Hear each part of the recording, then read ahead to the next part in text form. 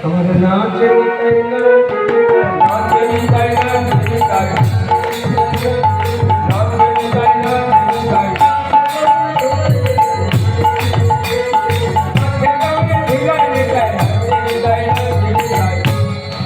বলে ডান দিকে পড়ে গেলে না নিত্যানন্দ প্রভু।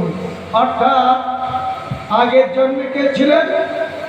আগের জন্মে দাদা বলরাম ছিল, কলিযুগে নিত্যানন্দ প্রভু রূপে এসেছে। দাপর যুগে তো নাচতে পাইনি, সেই কলিযুগে আশা পূর্ণ করছি।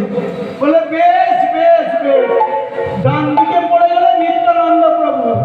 এমনও তো হতে পারে যদি বাঁ দিকে পড়ে যায়। বলে বাঁ দিকে ভালো লোক আছে ধরার জন্য। বলে বাঁ দিকে কে আছে?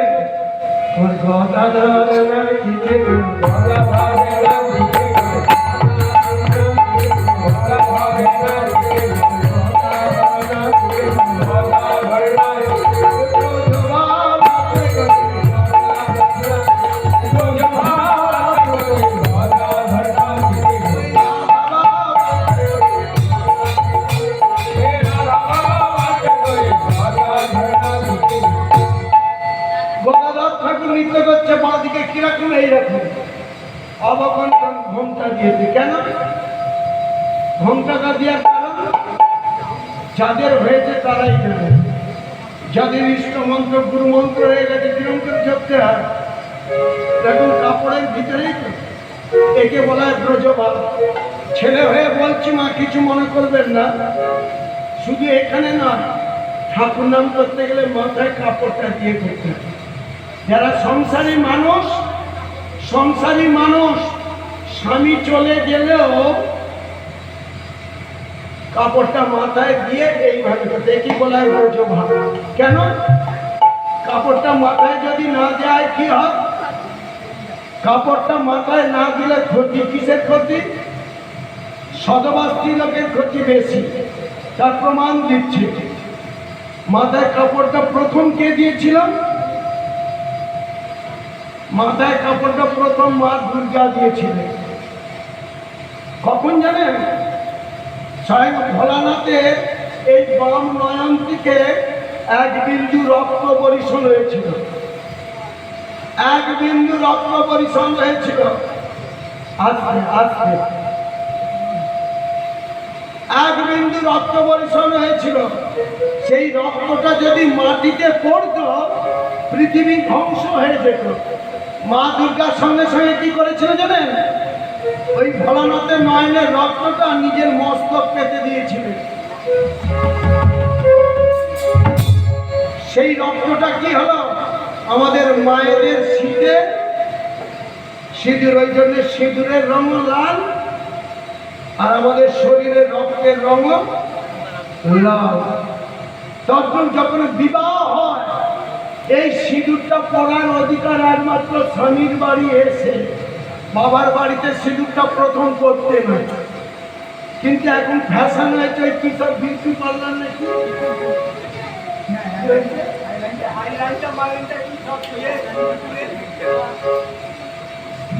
উচ্চারণ করতে পারে না, ঝুমঝুমতে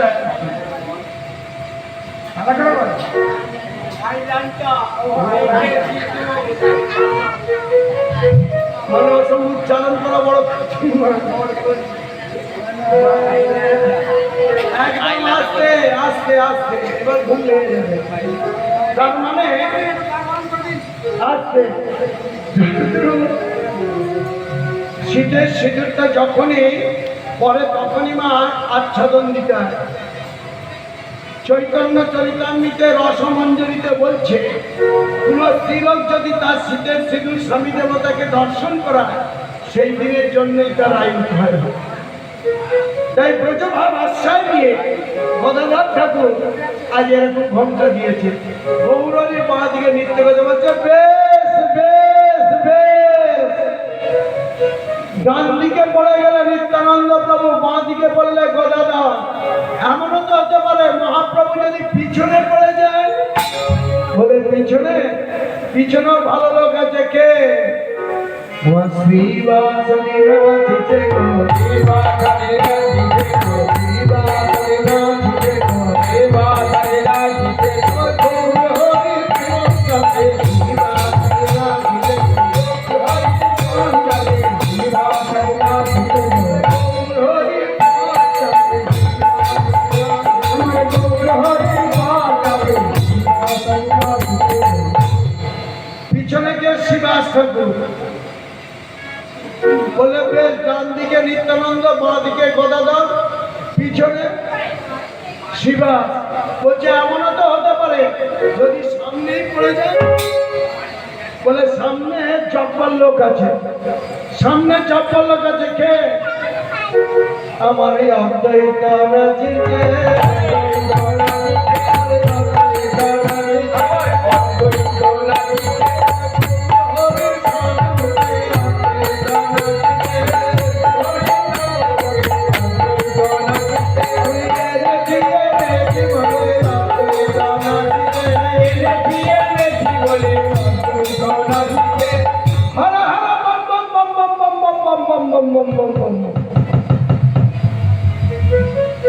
অর্থাৎ অদ্বৈতাচার্য প্রভু আগের জন্মে কে ছিলেন? দেবাদিদেব মহাদেব ভোলানাথ। আগের জন্য আশা পূর্ণ হয়নি, এই জন্য আশা পূর্ণ করছে। অর্থাৎ ভগবান কৃষ্ণ দয়াময় যখন রাসলীলা করেছিলেন, একটি মঞ্চ তৈরি করেছিলেন। সেই মঞ্চে দাঁড়িয়ে হওয়ার জন্য ভগবান কৃষ্ণ দয়াময় নিমন্ত্রণ করেছিলেন কাকে? মা দুর্গাকে। কোথায়? কৈলাসে। এইভাবে শিব দুর্গা বসে আছে। কৃষ্ণ দয়াময় মা দুর্গাকে বলছে, দুর্গে দুর্গে, আমি যে মধুময় রজনীতে লীলা প্রকাশ করব, সেই লীলায় তুমি দাঁড়িয়ে হতে পারবে? পাশে ভোলানাথ বসে আছে, ভোলানাথকে কিছু বলেনি। মা দুর্গাকে যেই বলেছে, মা দুর্গা তো মাথা নেড়ে দিয়েছে আমার মায়ের মতো, এরকম মাথা নেড়ে দিয়েছে। আর কৃষ্ণ দয়াময় উনি চলে যাচ্ছে। ভোলানাথ বলছে, কি ব্যাপার? ওই আমায় কিছু বললো না, আমায় কিছু বললো না। মা দুর্গা বলছে, প্রভু আমাদের ঠাকুর যে লীলা প্রকাশ করবে, সেই লীলায় একটি পুরুষ ছাড়া দ্বিতীয় পুরুষের স্থান নেই। সেই জন্যই তো আপনাকে বলেনি। তবুও বলছি তোমার যাওয়া হবে না। ভোলানাথ কিছুতেই রাজি হচ্ছে না। মা দুর্গা নবসাজে সজ্জিত হয়ে রাসমঞ্চে দাঁড়িয়ে হওয়ার জন্য যে চরণটা বাড়িয়েছে, ভোলানাথ উনি বাধা দিচ্ছে, তোমার যাওয়া হবে না। কিছুতেই রাজি হচ্ছে না। মা তখন কি করেছে? মা দুর্গা দুটি বিল্লপত্র নিয়ে ভোলানাথের দুটি চরণে দিয়েছে। যেই দুটো বিল্লপত্র নিয়ে ভোলানাথের দুটি চরণে যেই দিয়েছে, ভোলানাথ উনি ঠান্ডা হয়ে গেছে। আর মা দুর্গা উনি কি করছে? অনুমতি নেওয়ার জন্যে মিনতি করছে আর বলছি, প্রভু মে সামনে শেষ গুণ গুণহীন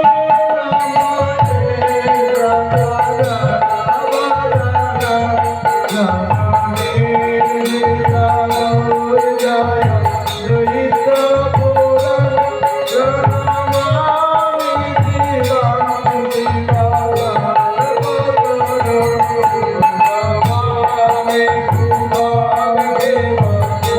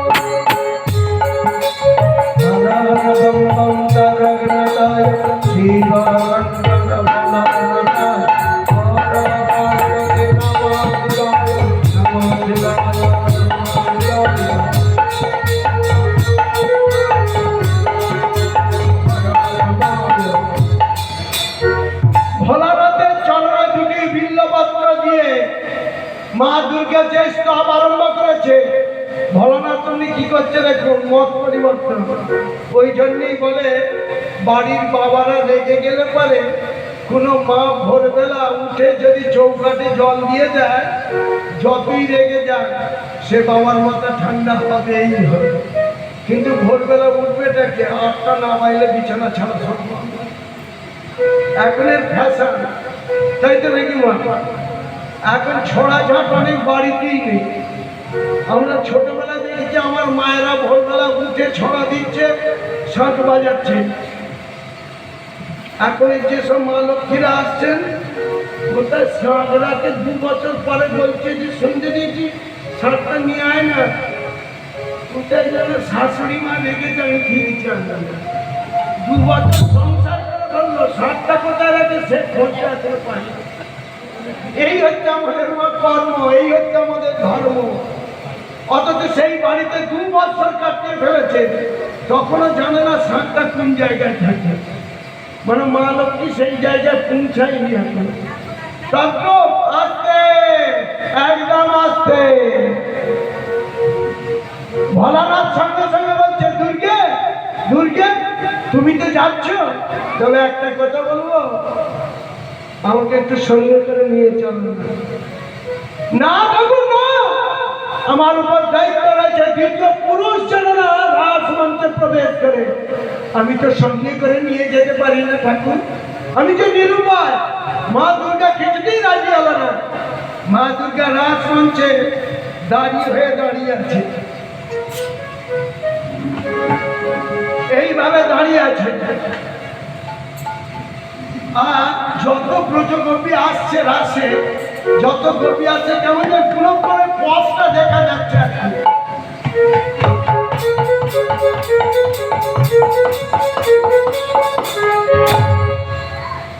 যত ব্রজগোপী আসছে, আসছে না, কারো মুখও দেখছে না, কারো নামও জিজ্ঞাসা করছে না। যত ব্রজগোপী আসছে সবাইকেই ছেড়ে দিচ্ছে। দূর থেকে ভোলানাথ দেখেছে। ভোলানাথ মনে মনে ভাবছে, বাহ, এ তো কারো বদনও দেখছে না, কারো নামও জিজ্ঞাসা করছে না, যে আসছে তাকেই ছেড়ে দিচ্ছে।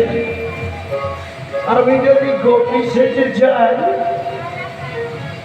আমি যদি একবার গোপী সেজে যাই, একবার যদি ভিতরে প্রবেশ করি আবার ভিড়ের মধ্যে, মানে ছোটবেলায় আমাদের যাত্রা দেখায়, একবার যদি চট তুলে ঢুকতে পারি আবার ভলেন্টিয়ার। ভোলানাথ ভাবছে একবার যদি প্রবেশ করতে পারি, যেখানে সহস্র সহস্র ব্রজগোপী আমাকে আর ধরতে পারবে, এই ভেবে পুরুষ হয়েও শ্বেত গোপী সেজেছে। 4টি ছাই ভস্ম মেখেছে, শ্মশানে বাস্ত 4টি ছাই বসে। আমাদের ব্যাগটা বার করে দাও, আমাদের ব্যাগটা বার করো। আসতে তত্র 4টি ছাই ভস্ম মেখেছে। ছাই ভস্ম মেখে ভোলানাথ কি করছে, শ্বেত গোপী সেজেছে। এবার এদিক আর এদিক করে চলেছে, এদিক আর এদিক করে চলেছে। ছেলে হয়ে বলছে, মায়েরা কিছু মনে করবেন না, ঠিক তো? বলা ঠিক না, তবুও বলছি। দেখবেন যারা একটু বেশি সাজগোজ করে তাদের চোলাটা দেখবেন, যারা একটু সাজতে ভালোবাসে, ছেলে হয়ে বলছি কিছু মনে করে, দেখবেন তাদের চলাটাই আলাদা। যারা একটু বেশি সাজে দেখবেন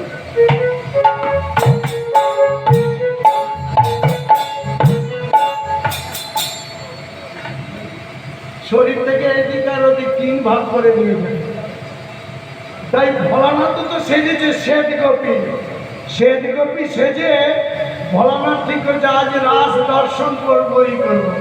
এই ভেবে চলেছে গোচর